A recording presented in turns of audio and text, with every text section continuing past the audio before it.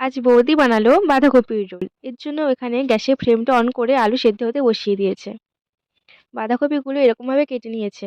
এখানে লঙ্কা কুচি, রসুন কুচি, ধনেপাতা কুচি, গাজর কুচি, ক্যাপসিকাম কুচি, পেঁয়াজ কুচি, আদা কুচি রয়েছে।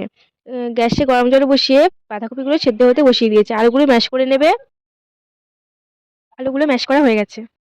এরপর কড়াইতে তেল দিয়ে তেল গরম করে এর মধ্যে আদা কুচি, রসুন কুচি, পেঁয়াজ কুচি, ক্যাপসিকাম কুচি, গাজর কুচি দিয়ে দিয়েছে।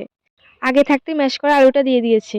এর মধ্যে স্বাদ মতো লবণ, হলুদ, লঙ্কার গুঁড়ি, জিরে গুঁড়ি, চাট মশলা দিয়ে দিল।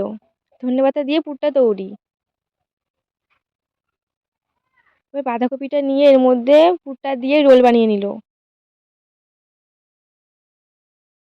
এরপর আরেকটা পাত্রে ময়দা, বেসন, চালের গুঁড়ি, স্বাদ মতো লবণ, হলুদ, লঙ্কার গুঁড়ি দিয়ে ওটা কিছুটা জল দিয়ে একটি স্মুথ ব্যাটার তৈরি করতে হবে। কড়াইতে তেল দিয়ে রোলগুলো এক এক করে ব্যাটারে ডুবিয়ে গরম তেলে ছাড়তে হবে।